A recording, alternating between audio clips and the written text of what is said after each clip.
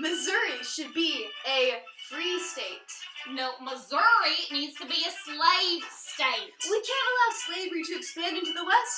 The Declaration says all men are created equal. We need to end this injustice now. Well, if you like liberty so much, you should let Missouri decide for itself what it wants to be. And Missouri wants to be a slave state. That's it. I'm pushing the button. You don't get to push the button. That is my right to push the button. I'm pushing the button. Nobody push the button. My name's Henry Clay. How you doing? I have a compromise here that should make everybody happy. A compromise? We're talking about the lives of 4 million people here, and you want to leave all that up to a compromise? Yeah, a compromise is just gonna delay the inevitable, and it's just gonna get a whole lot worse over time. I'm pushing the button.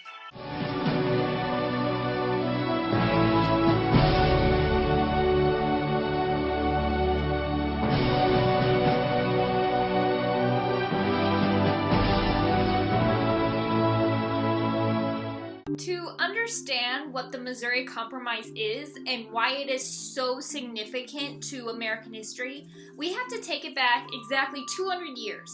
The year is 1820.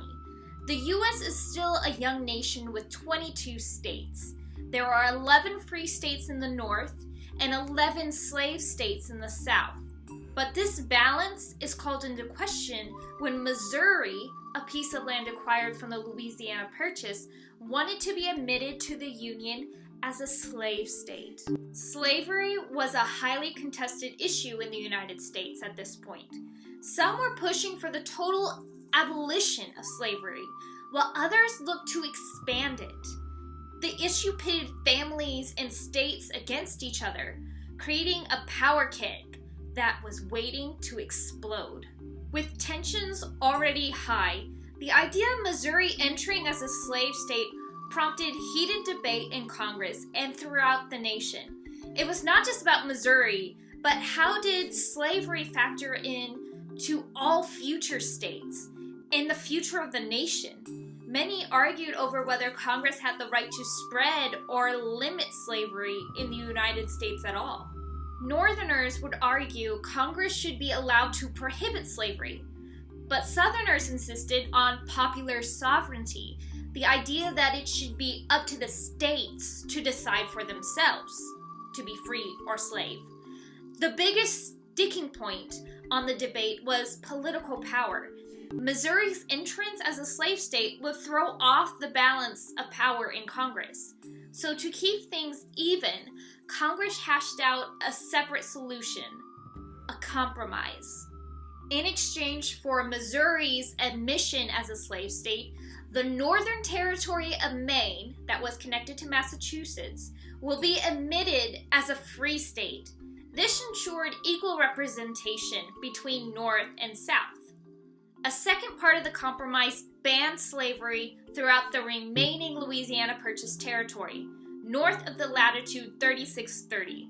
But while the Missouri Compromise limited the spread of slavery, it did nothing to abolish slavery in states that already had it.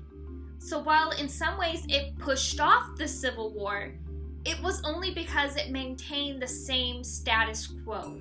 The admission of Missouri as a slave state only fanned the flames of the national debate over slavery, a fierce disagreement that wouldn't be resolved until the end of the Civil War.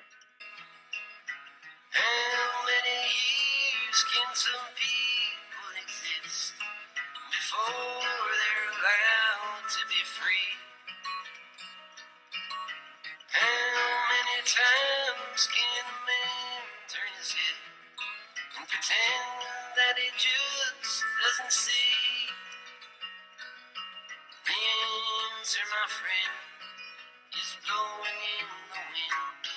The answer is blowing in the wind. Missouri decide for itself what it wants to be, and Missouri wants to be a slave state. That's it. I'm pushing the button. You don't get to. Oh.